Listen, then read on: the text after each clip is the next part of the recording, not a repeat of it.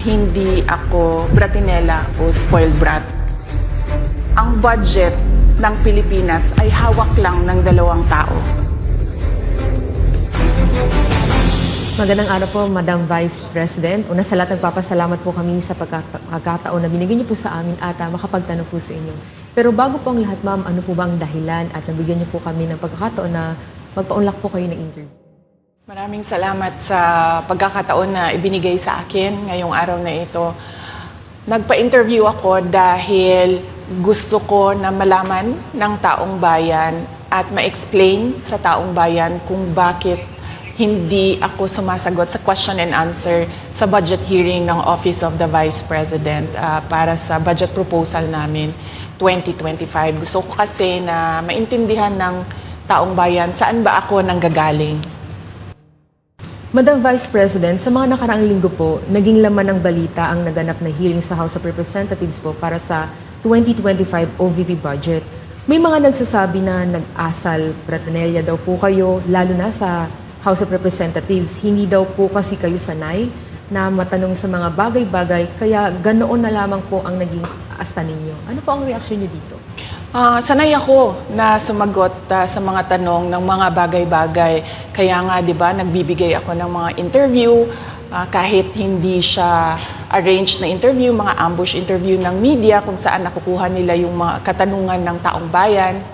Sanay ako sa ganyan. At alam ng taong bayan na hindi ako bratinela o spoiled brat dahil kilala nila ako simula nung ako ay nasa Davao pa, simula nung ako ay mayor pa, hanggang naging vice president ako. Kilala ako ng taong bayan na hindi ko inaabuso ang aking power at ang aking authority sa lahat ng mga opisina na nahawakan ko. Testigo ko ang buong bayan na hindi ako isang spoiled brat. In fact, nung ako ay lumalaki, hindi naman, ang mga kaibigan ko, hindi naman sila galing sa political na pamilya, sa mga mayayaman na pamilya, sa mga powerful na pamilya. Sila ay mga ordinaryong tao lamang at yun ang kinalakihan ko. Isang ordinaryong environment ng isang ordinaryong citizen ng ating bayan. Sa palagay ko, hindi lang sanay ang iilan na mga miyembro ng House of Representatives na hindi nila makuha yung gusto nila at gusto nilang marinig na sagot. At hindi sanay yung mga iilan na mga representatives natin na sinasagot sila sa kanilang mga patutsada. Kaya sa tingin ko, isa din itong parang atake din nila na parang, oh, bratinela yan. Kahit na sumagot naman ako, hindi nga lang sa gusto nila. Kaugnay dyan, Madam Vice President, dito sa budget hearing, naniniwala po ba kayo na may kapangyarihan talaga ang Kongreso na busisiin ang budget po ng bawat ahensya ng gobyerno? Siyempre, oo, nakalagay yan sa ating saligang batas na ang Kongreso natin ang merong power of the purse. Kaya nga, di ba, merong mga budget hearings at merong pagpasa ng budget mula sa House of Representatives at sa Senado natin, sa Kongreso natin. Kinikilala natin yan. Kaya nga, di ba, pumunta tayo doon sa Senate hearing, pumunta tayo doon sa House of Representatives na hearing dahil nagpresenta tayo ng budget.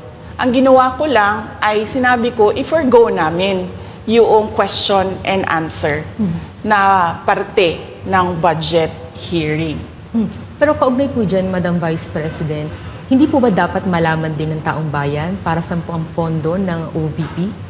At saan po gagamitin itong panukala po for 2025?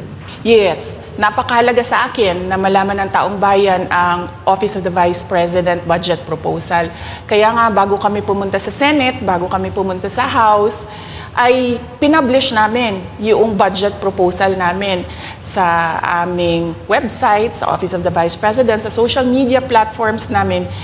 Ginawa namin siyang madaling intindihin ng taong bayan kung saan papunta yung budget proposal ng Office of the Vice President.